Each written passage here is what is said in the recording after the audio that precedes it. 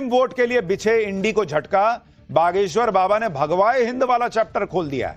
बिहार चुनाव में तेजस्वी का Muslim vote bank versus Modi Bageshwar बाबा के सनातनी महाकुंभ का मुकाबला होगा क्या? कहीं मंदिर पर पथराव, कहीं लाठी डंडे चले।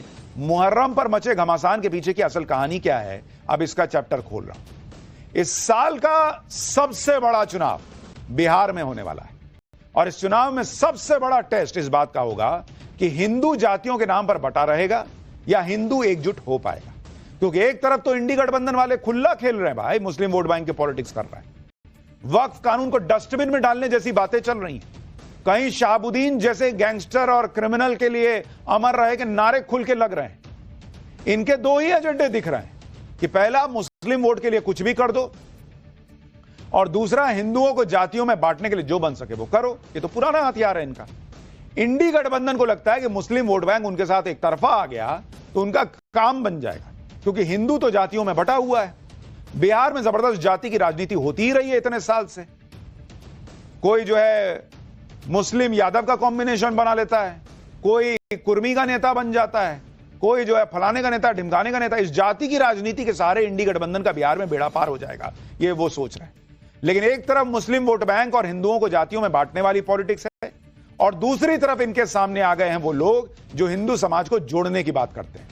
इनमें पहला नंबर तो पीएम मोदी के नाम का है और दूसरे नंबर पर बाबा बागेश्वर, जिन्हें पीएम मोदी अपना छोटा भाई बता चुके हैं। पीएम मोदी की ही तरह बाबा बागेश्वर भी हिंदुओं से लगातार जातियों का भेदभाव बुलाकर एकजुट होने की अपील कर रहे हैं। और अब बिहार में तो बाबा बागेश्वर ने हिंदू एकता से आगे बढ़ते हुए गजवाए हिंद का मुकाबला करने के लिए भगवाए हिंद का नारा दे दिया है। वो इंडी गठबंधन के डायरेक्ट टारगेट पर आ गए। मौका था पटना में हुए सनातन महाकुंभ का।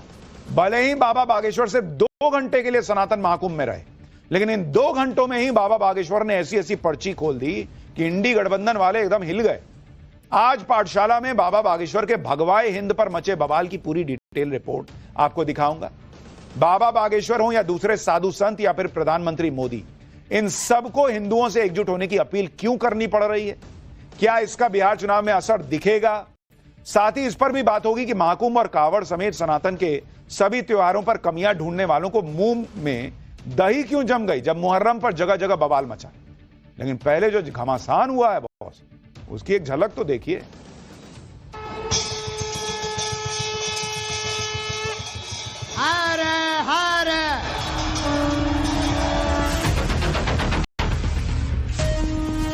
देश को बहुत सी ताकतें गजवाए हिंद बनाना चाहती हैं और बिहार के पागलों, हमारा एक ही सपना है, भगवाए हिंद होना चाहिए। केवल कपड़े पहनने से कोई बाबा योगी नहीं बन जाता, विचार और आचरण से बनता। शहाबुद्दीन जी अमर रहे। अरे सब कुम का क्या कोई मतलब फालतू है, कुम है कुम। बिहार हिंदू विरोधियों को सत्ता नहीं सौंपेगा। बॉस, बिहार के चुनाव में गजब लाइन खिंच गई है। एक तरफ बागेश्वर बाबा और तमाम हिंदू संत कह रहे हैं कि हिंदू विरोधियों को सत्ता नहीं सौंपेगा बिहार। दूसरी तरफ इंडी अलायंस वाले खुल के बिछ गए हैं मुस्लिम वोट के लिए। वक्फ कानून को डस्टबिन में डाल देंगे, शहाबुद्दीन जी अमर रहे, ऐसे ऐसे नारे लग रहे हैं। पटना में हुए सनातन महाकुंभ में बाबा बागेश्वर ही नहीं बल्कि जगत गुरु रामभद्राचार्य समेत देश भर के तमाम साधु संत शामिल हुए और सभी ने एक सुर में हिंदुओं से जातियों को भूलकर एकजुट होने की अपील की। पटना की पसीने से तरबतर करने वाली गर्मी के बीच बाबा बागेश्वर ने सनातन विरोधियों को ऐसी खरी खोटी सुनाई कि सबके अलग से पसीने छूट गए। बिहार में जल्दी ही विधानसभा चुनाव होने और इसलिए बाबा बागेश्वर के पटना पहुंचने से सियासी गलियारों में गर्मी बढ़ गई। उनके ये कहने से कि भगवाए हिंद होगा, कईयों को बुखार चढ़ गया। उनके ये कहने से कि जाति में मत बंटना, जाति की पॉलिटिक्स करने वालों के पैरों तले जमीन निकल गई, क्योंकि बाबा बागेश्वर ने संतों की मौजूदगी में जातिवाद, क्षेत्रवाद और भाषा विवाद की राजनीति करने वालों की बखिया उधेड़ दी। बाबा बागेश्वर ने गजवाए हिंद के जवाब में लोगों को भगवाए हिंद का संकल्प लेने के लिए कह दिया। एक बार उनको सुनिए, फिर बताता हूं कि उनके इस बयान पर कैसे सियासी संग्राम छिड़ गया। हिंदुओं को घटने मत देना, हिंदुओं को कटने मत देना, हिंदुओं, जातवाद से ऊपर उठकर राष्ट्रवाद के लिए जीना। यदि राष्ट्रवाद के लिए नहीं जियोगे तो इस देश को बहुत सी ताकतें गजवाए हिंद बनाना चाहती हैं और बिहार के पागलों, हमारा एक ही सपना है, भगवाए हिंद होना चाहिए।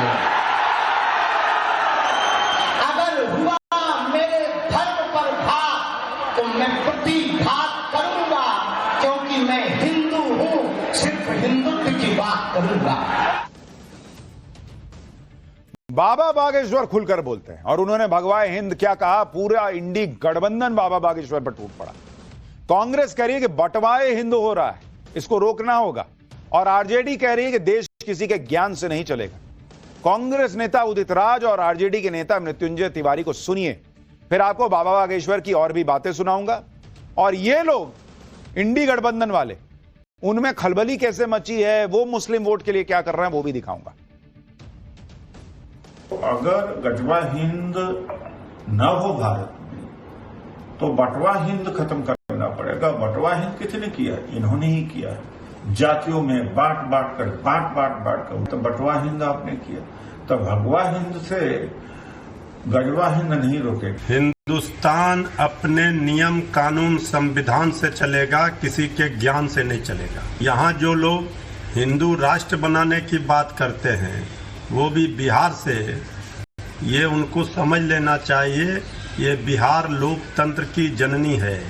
यहाँ नौकरी बांटने वाले, यहाँ इंसानियत बांटने वाले, कलम बांटने वाले का राज होगा।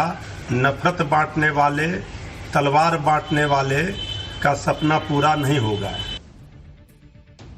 जब ये लोग खड़े होकर कहते हैं कि संसद से पास हुआ कानून, वह कानून डस्टबिन में डाल देंगे अगर बिहार में सरकार बन गई। बिहार में सरकार बनेगी तो संसद का कानून कैसे फाड़ दोगे जी? तब संविधान की याद नहीं आती है। अब यहां बागेश्वर बाबा हिंदुओं से एकजुट होने के लिए कह रहे हैं तो यह संविधान के खिलाफ हो जाता है। बाबा बागेश्वर के भगवाए हिंद कहने पर इंडी गठबंधन एकदम भड़क गया भाई।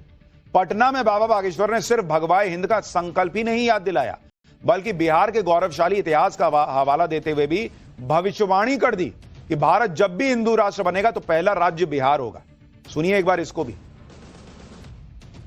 बिहार की जो भूमि, ज्ञान की भूमि, बिहार की यह वो भूमि जिसमें नीति थी, बिहार की यह भूमि जहां किशोरी जी प्रकट हुई, बिहार की ये भूमि जहां हमारा भरोसा है कि यदि भारत हिंदू राष्ट्र होगा तो पहला राज्य बिहार होगा।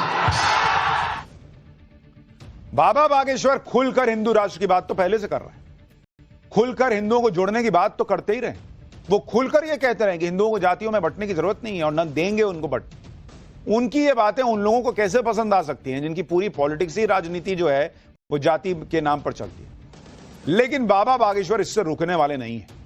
बाबा बागेश्वर 7 नवंबर से 16 नवंबर तक दिल्ली से वृंदावन तक सनातन हिंदू एकता यात्रा निकालने के लिए तैयार हो गए। बाबा बागेश्वर की यह पदयात्रा 131 किलोमीटर की होगी, जो दिल्ली, हरियाणा और यूपी से होकर गुजरेगी। इस यात्रा के दौरान बाबा बागेश्वर इन 3 राज्यों में करीब 400 शहर और गांवों को कवर करेंगे, जिनमें करीब 5 करोड़ की आबादी रहती है। यह यात्रा 131 किलोमीटर की होगी। यात्रा दिल्ली, हरियाणा और उत्तर प्रदेश से होते हुए गुजरेगी और इसके बाद दिसंबर या फिर अगले साल जनवरी में बाबा बागेश्वर बिहार में भी पदयात्रा निकालेंगे। लेकिन बागेश्वर बाबा की ऐसी मुहिम से जाति की राजनीति करने वालों की बेचैनी तो बढ़नी तय थी। बिहार में अभी चुनाव है, इसके बाद 2027 में यूपी में चुनाव है, इसलिए अखिलेश यादव भी लगातार बाबा बागेश्वर से भिड़े हुए हैं। अखिलेश यादव ने आज फिर कह दिया कि भगवा पहनने से कोई बाबा या योगी नहीं बन जाता है। एक बार अखिलेश यादव का दर्द भी सुनिए। सच्चा रास्ता ही धर्म का रास्ता है, वही सनातन का रास्ता है। अन्याय करने वाले सनातनी नहीं हो सकते, भेदभाव करने वाले सनातनी नहीं हो सकते, बच्चों से राजनीति कराने वाले सियासत कराने वाले लोग सनातनी नहीं हो सकते। केवल कपड़े पहनने से कोई बाबा योगी नहीं बन जाता है, विचार और आचरण से बनता है। कई लोगों को यह भी लगता है सिर्फ लाल रंग अपना लेने से कोई समाजवादी नहीं बन जाता, समाजवाद को लाने का भी एक आचरण होना चाहिए। लेकिन सबका अपना अपना नजरिया है और पॉलिटिक्स है तो लोग एक दूसरे पर बातें कह रहे हैं। भले ही धर्म और जाति को ढाल बनाकर वोटों की लड़ाई लड़ रहे लोग बाबा बागेश्वर के भगवाए हिंद के संकल्प पर सवाल उठा रहे हैं, लेकिन बाबा बागेश्वर के हिंदू राष्ट्र के संकल्प पर पटना की पब्लिक क्या बोल रही है वो भी तो जानना जरूरी है। सुनिए पटना की पब्लिक क्या बोली। हिंदू राष्ट्र को लेकर बाबा ने बड़ी बात कही है, किस तरह से देख? बहुत सहमत है इससे। हम लोग तो ये हम लोग का भारत जो है बहुत जरूरी है। इसमें हम लोग जो है बंटना नहीं है, सबको एक साथ रहना है। जैसे हम लोग घर में 4 भाई साथ में रहते हैं, वैसे हिंदुस्तान में भारत में हम लोग को सबको एक साथ लेके चलना है। जात पात में नहीं बंटना है, ये संदेश दिया गया है। जात पात की करो विदाई, हम सब हिंदू भाई भाई। भूमंडल में धर्म सनातन कर डाला गाज है, जय श्री राम के जयकारों का गूंज रहा आवाज है। अरे बदल रहा अपना भारत, एक मत हिंदू समाज है।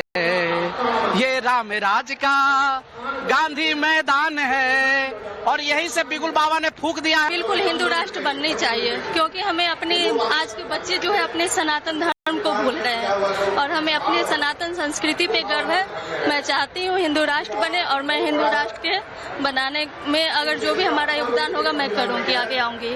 बात तो राजनीति बहुत खराब चीज है, जात पात में बंटना नहीं चाहिए। हम लोग तो सबसे बड़ा हिंदू हैं और हिंदू के हिसाब से चलना चाहिए।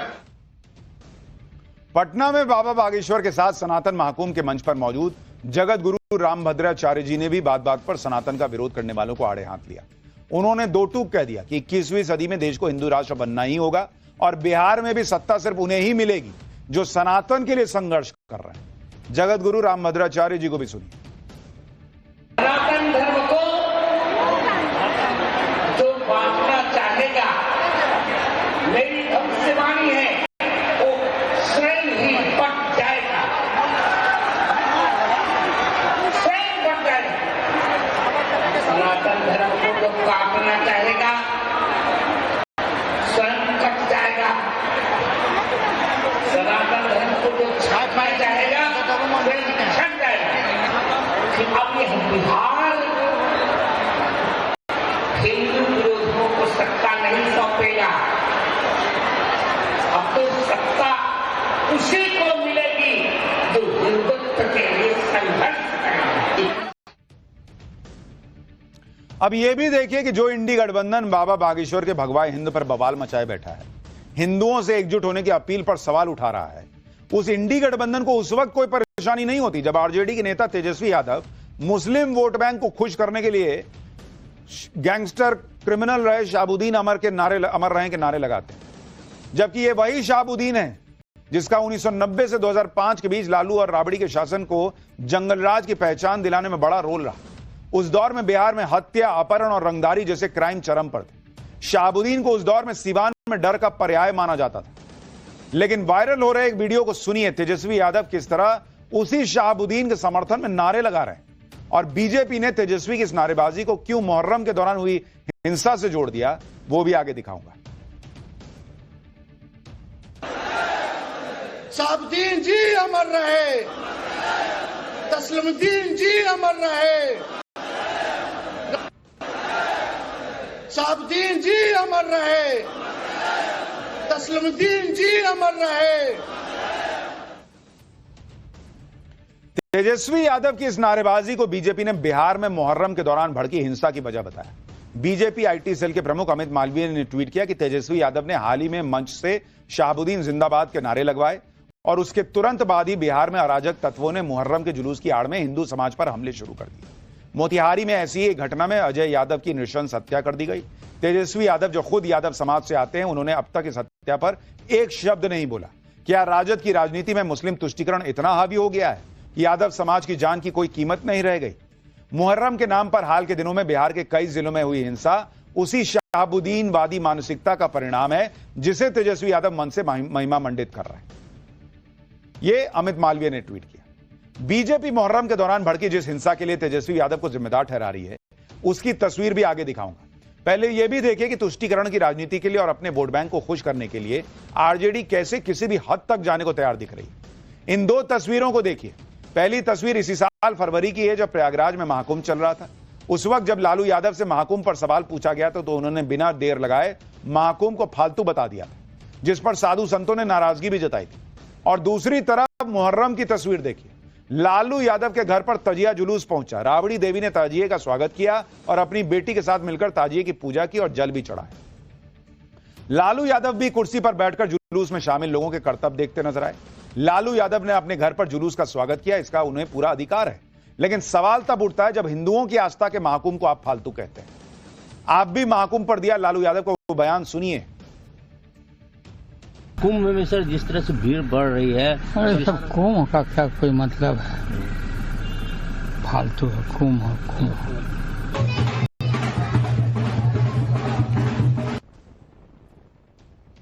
इनकी नजर में कुंभ फालतू है और ताजिए का स्वागत कर रहे हैं। अरे कीजिए, दोनों का कर दीजिए, कुंभ को फालतू बोलने की क्या जरूरत थी।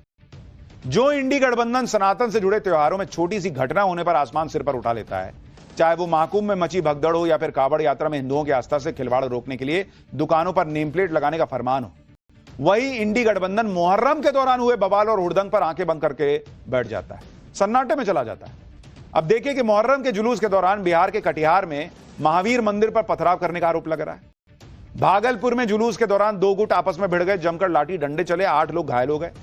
अररिया में भी मुहर्रम के जुलूस के दौरान दो गुटों में पत्थरबाजी हुई। मुजफ्फरपुर में मुहर्रम जुलूस के दौरान फिलिस्तीनी झंडा लहराने का आरोप है। जमुई में जुलूस निकलने के दौरान हिंसक झड़प में आधा दर्जन लोग घायल हो गए। ऐसी ही हुड़दंग की तस्वीरें बिहार के दूसरे इलाकों से भी आई, यूपी से भी आई, लेकिन सब पर इंडी गठबंधन के नेताओं ने एक शब्द नहीं बोला। लेकिन हिंदू एकता की बात क्यों हो रही है, बाबा बागेश्वर और दूसरे साधु संत हिंदुओं से एकजुट होने की अपील क्यों कर रहे हैं, इसे समझना भी जरूरी है।